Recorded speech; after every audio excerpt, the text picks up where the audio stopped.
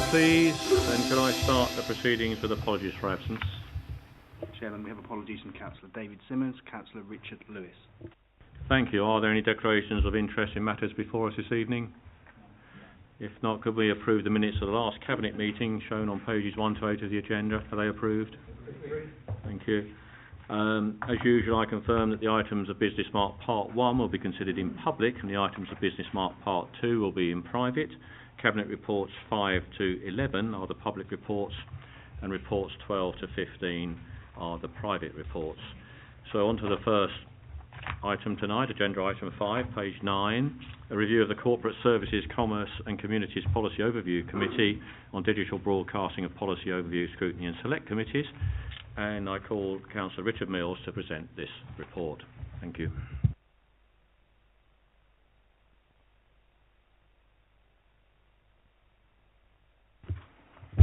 Thank you, Leader. In today's increasingly digital age, councils across the country are continuing to adapt in the way that they engage with residents through more social, intuitive and accessible means. Engagement in democracy is the cornerstone to this in order to promote trust, accountability and transparency with our residents. In Hillingdon, we have a proud record of engaging with our residents, such as through our popular petitions process. However, in recent years, broadcasts of our key council meetings have enabled thousands more residents to see local democracy in action. By using YouTube to broadcast, the council can bring its meetings direct to anyone, anywhere and at any time. At the full council meeting in November last year, a motion was approved to consider extending the scope of council meetings that were broadcast to include the Policy Overview, Scrutiny and Select Committees, which would equate to approximately an extra 50 meetings per year. Through this approved motion, my committee was tasked to consider this. We held a detailed witness session with an options paper which considered the benefits of expanding the broadcasting of these meetings, along with associated technological and practical considerations. Critical to the members of the committee was to implement this change at a zero cost to the taxpayer by using the rooms that were already set up for this purpose.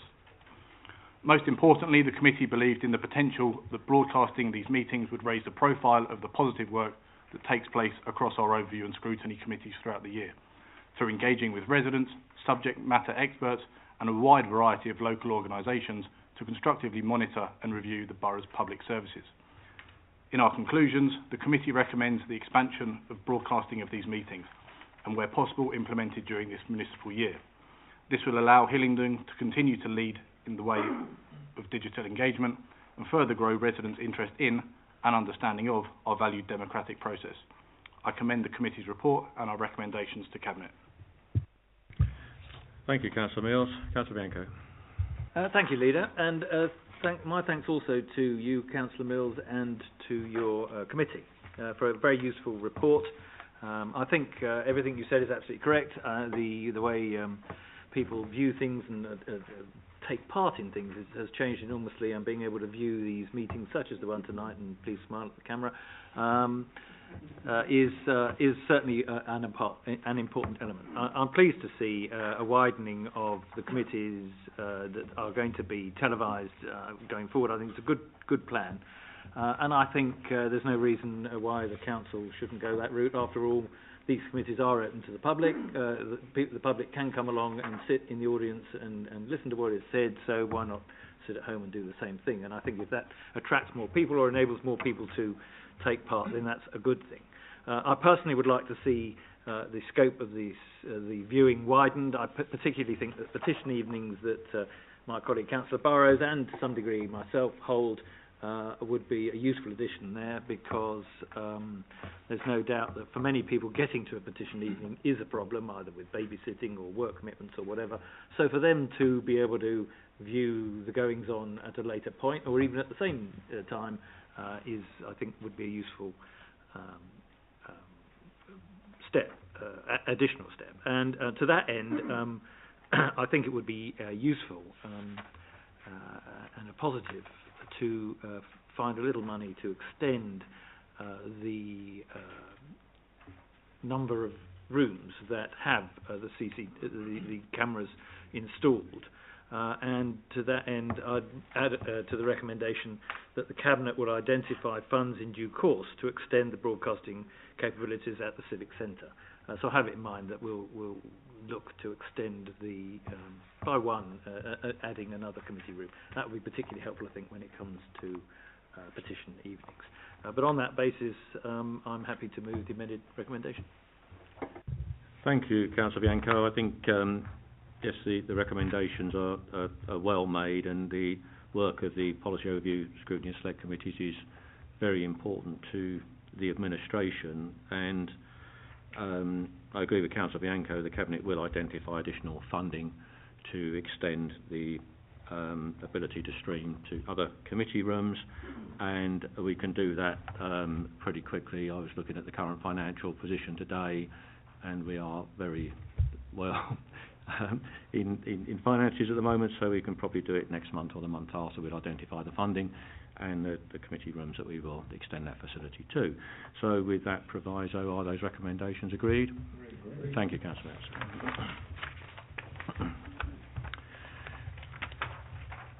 Agenda item 6, page 31, a review by the Residents' Education and Environmental Services Policy Overview Committee, payment modernisation across key resident services. Councillor Wayne Bridges, would you present this, please?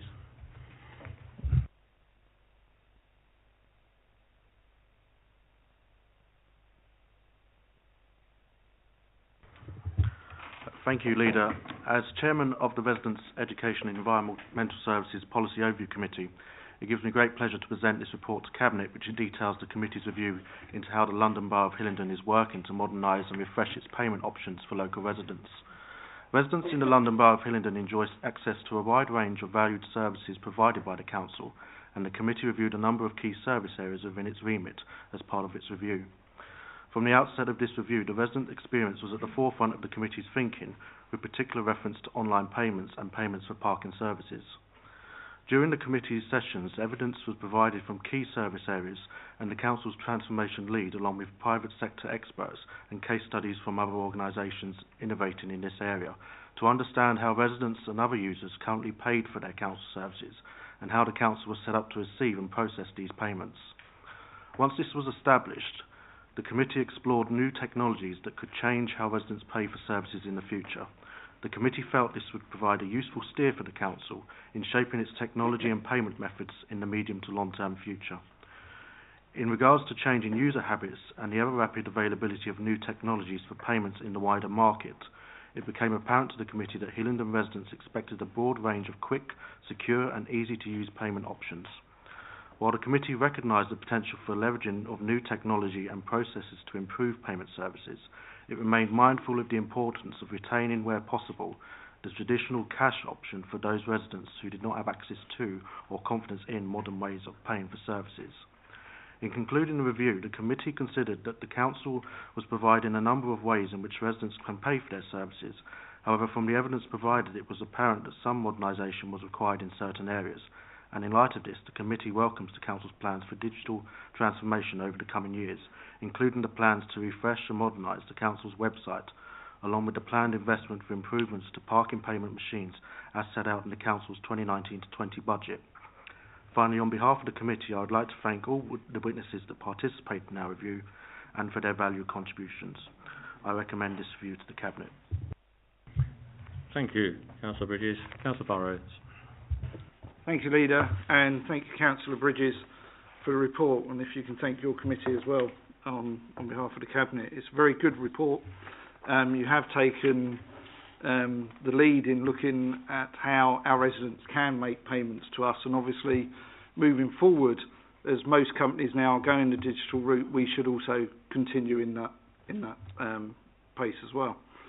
The ICT obviously ventures off into my Cabinet colleague Councillor Bianco's portfolio, but I will cover the whole of this report myself. And I can say that the first part of the website upgrades actually goes live next week. So we're already on that process and moving down there, so that's very good.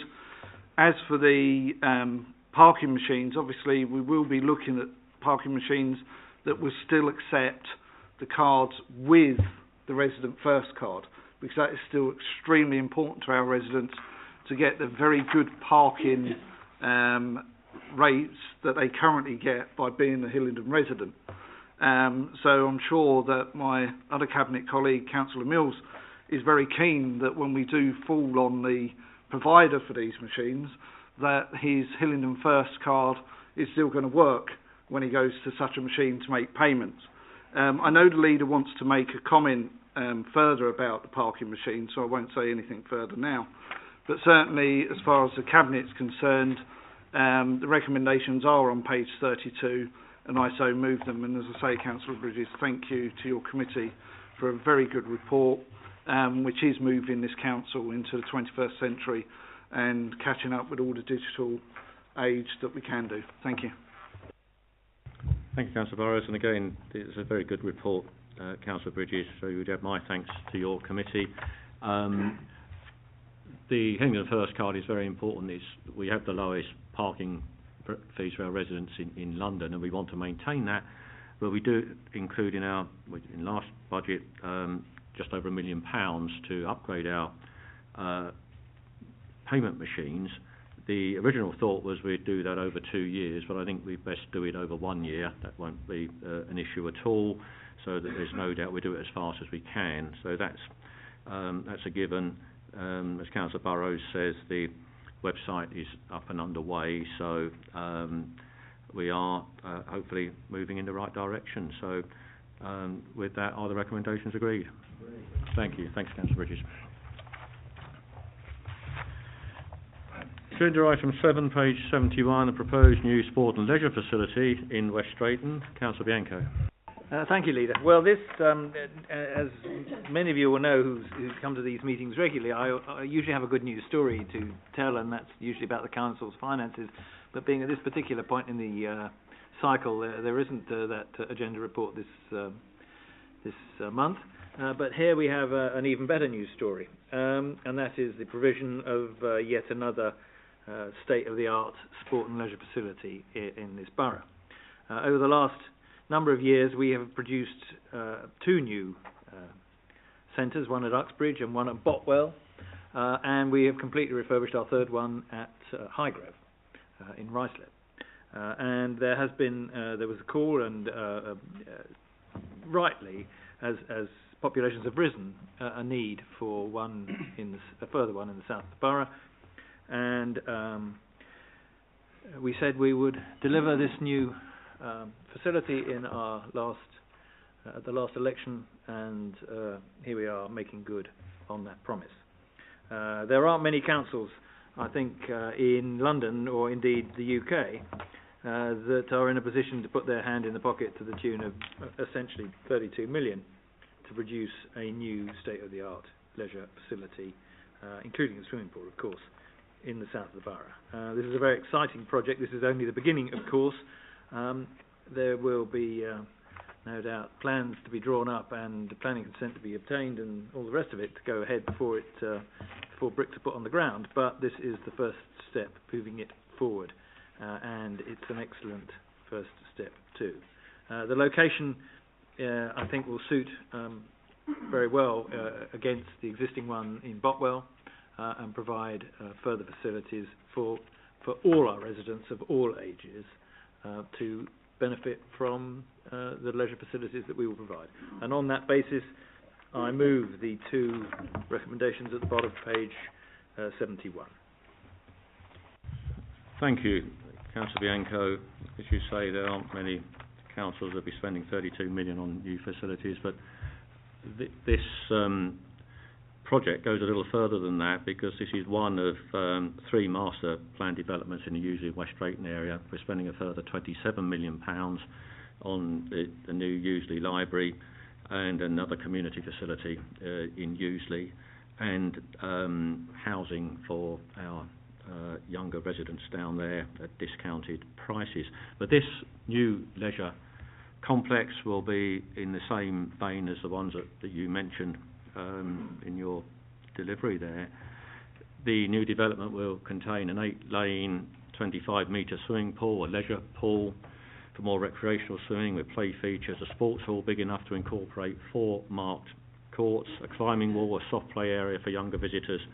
There'll also be a gymnasium, exercise studio, a health suite and a cafe. even the roof will be put to creative use with an outdoor sports pitch.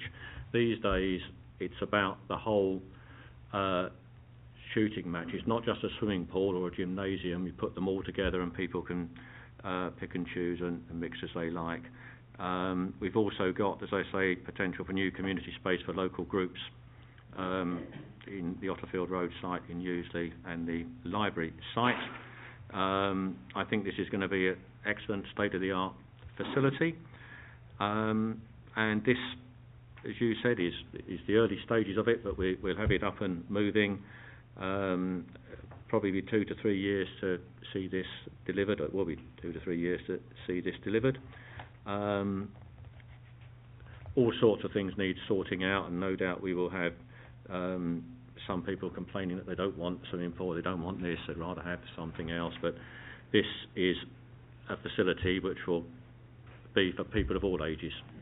West Drayton and that area need this. When we developed, interestingly enough, at the Uxbridge facility, at that time we had the right ratio, in fact we had a better ratio of swimming water to our population that Sport England put out. We had more swimming water than they were suggesting.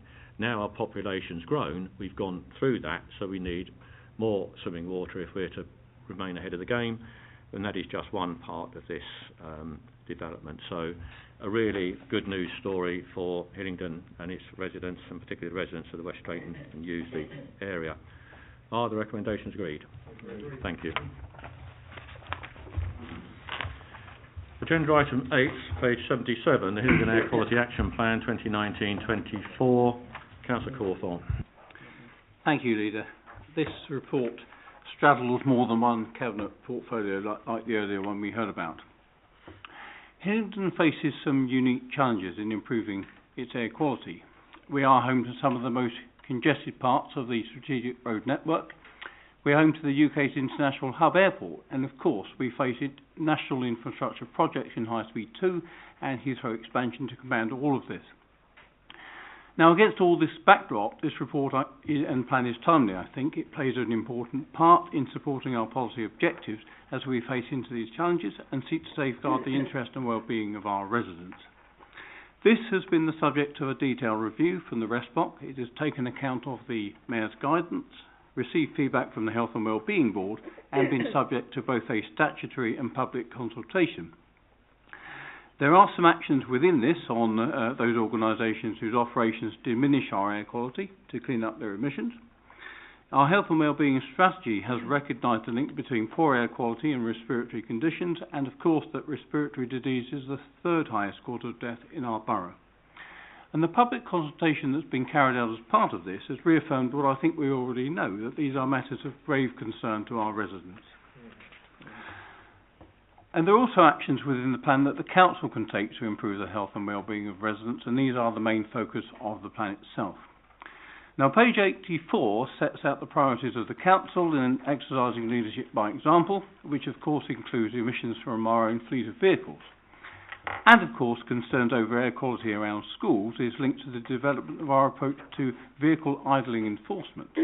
This activity was originally focused on Heathrow villages and is now borough-wide, giving the opportunity for targeted enforcement supported by information from the school clear zone enforcement cameras. I would conclude by recording my thanks to the officer team, from the senior management team down, who I know have really led from the front on this, and also to the RESPOC and the steering group, whose work has really laid the foundation for what we have before us now to take us forward. So I commend the Cabinet report and the plan to colleagues. Thank you. Thank you, Councillor Cawthorne. Councillor Mills. Thank you. Thank you, Leader. Obviously, in terms of the news, the sort of climate change agenda is going higher up the political agenda.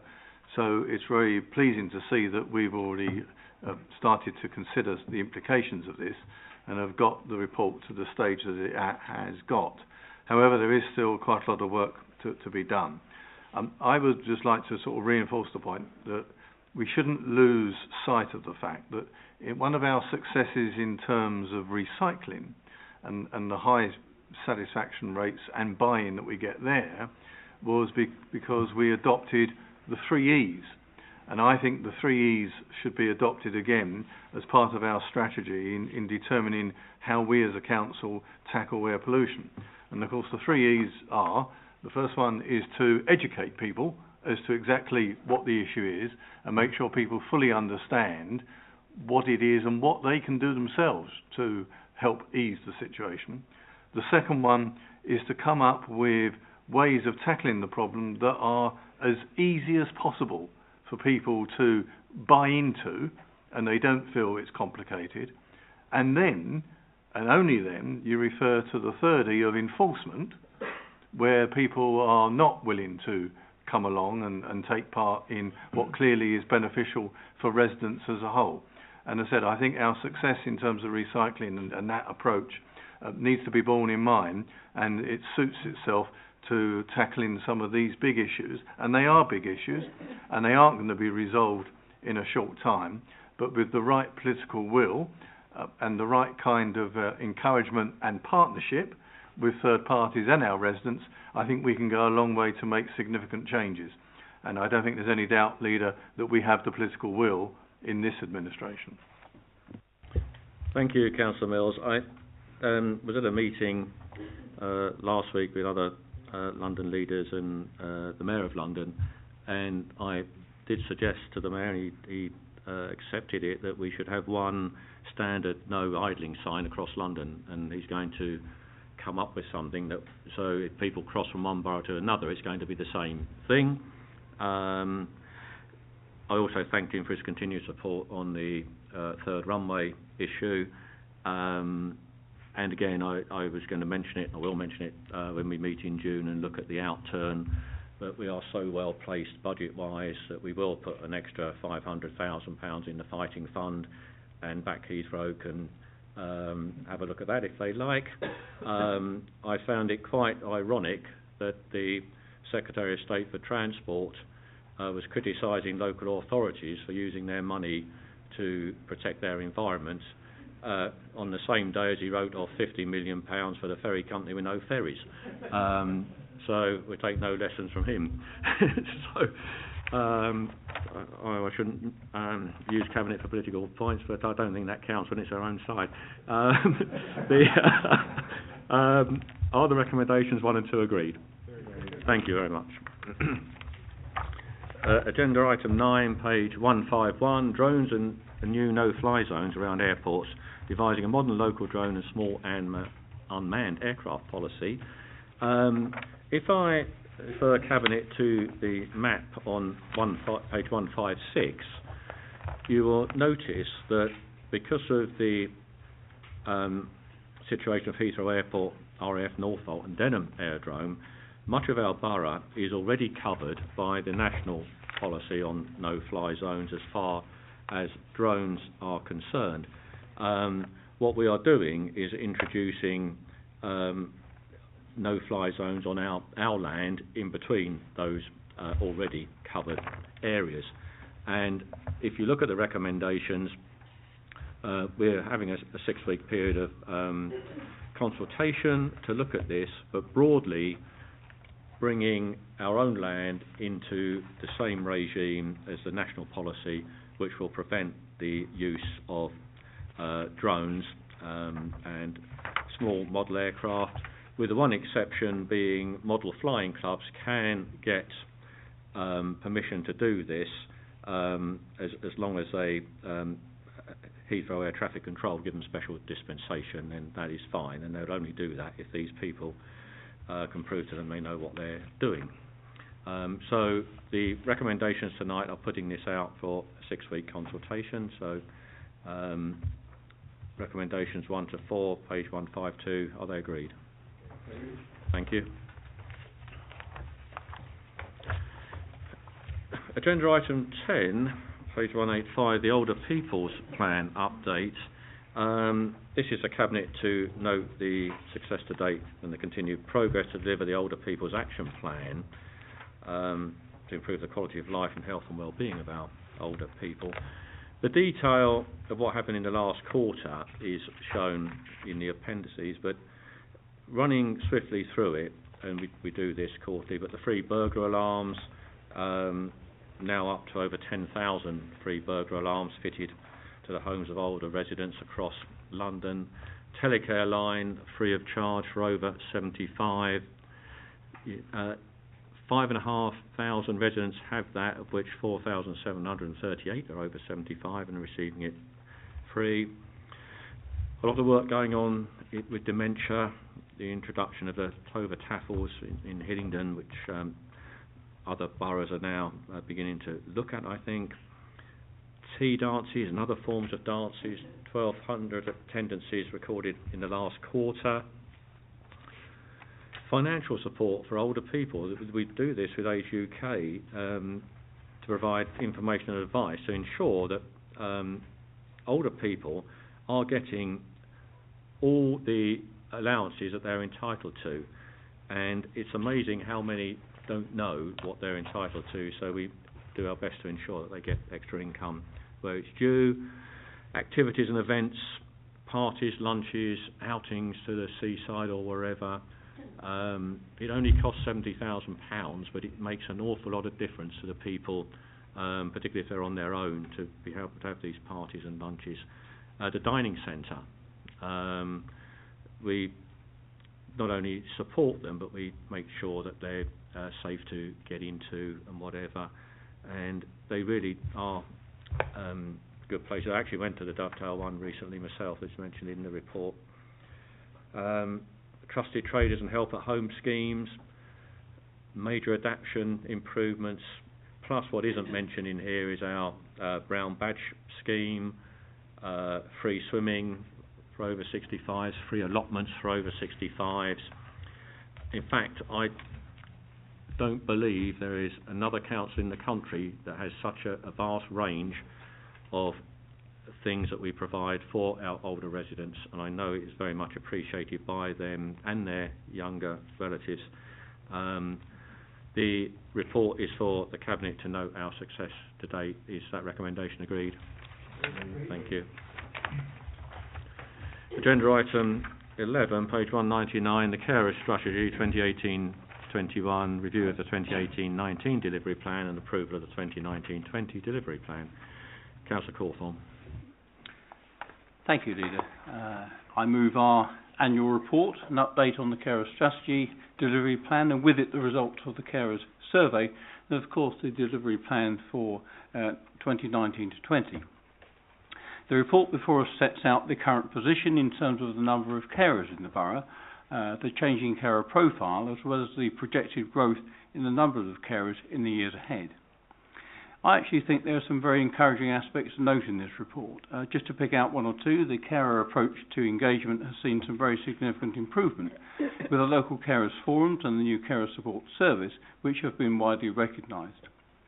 The carers assessments are also much improved following feedback on the assessment process and training for the assessors, and we're certainly achieving much higher satisfaction levels in terms of service users. I'm looking at Councillor Hagel when I say that, and she's nodding, which is good.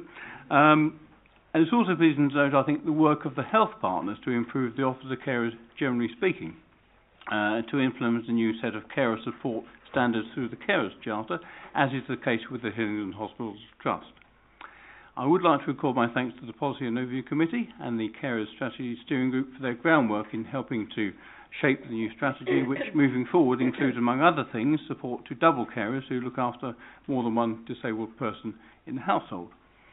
And finally, and I think this is worth saying, I would like to thank the officer team too for their endeavours in making sure that we use our finite resources to reach out to carers in an ever bigger way. It is a real challenge to do that, but we were certainly very creative, and it's certainly something that I would like to thank them for. And I'm sure Councillor Hagel would wish to associate herself with those comments too. With that, I will move the report and recommendations. Thank you. Thank you, Councillor Cawthorne. The recommendations 1 to 3 are shown on page 200. Are they agreed? Agreed. Thank you. We now move to part 2.